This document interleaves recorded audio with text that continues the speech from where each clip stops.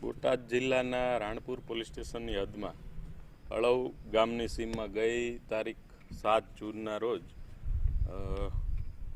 પરસોત્તમભાઈ જેઠાભાઈ જાદવ અને એમની પત્ની માણેકબેન, જે બંને સિનિયર સિટીઝન છે, પોતાના ખેતરમાં ફાર્મનું જે મકાન હોય એની બહાર સૂતા હતા ત્યારે લૂંટનો બનાવ બનેલો, જેમાં સોનાની બુટ્ટી કિંમત ₹60,000, ચાંદીના છડા, પછી રોકડ એ રીતે મળી અને 1,40,000ની મતાની લૂંટ થયેલી. અને એ અંગે રાણપુર પોલીસ સ્ટેશનમાં BNSની કલમ 309, 331, 311 મુજબ ગુનો રજીસ્ટર કરવામાં આવેલ.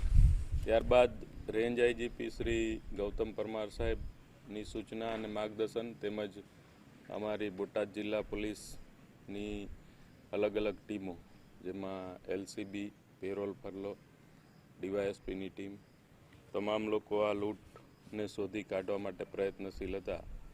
દરમિયાન હ્યુમન સોર્સિસ અને ટેકનિકલ સોર્સિસની મદદથી આ લૂંટનો ગુનો શોધી કાઢવામાં આવ્યો છે, જેમાં આજે ભોગ બનનાર છે એમની વાડીમાં જ અગાઉ ભાગ્યા તરીકે કામ કરતા હતા કલસિંગ ઉર્ફે મહેશ વેરસિંગ ઓસનિયા, અને બીજો વ્યક્તિ છે સુખરામ સુરસિંગ ઓસનિયા, જે મૂળ મધ્યપ્રદેશના વતની છે.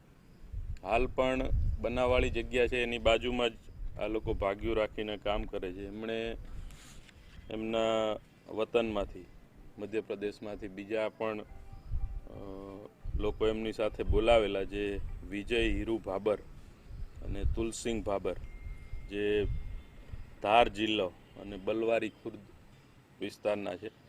આ લોકોને બોલાવી અને આખા લૂંટના બનાવને અંજામ આપ્યો હતો.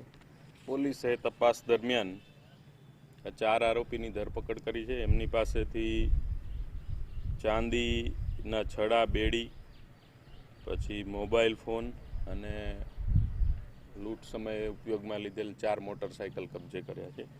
એટલે 1,54,000નો મુદ્દામાલ પોલીસ દ્વારા તપાસ અર્થે કબજે કરવામાં આવ્યો છે.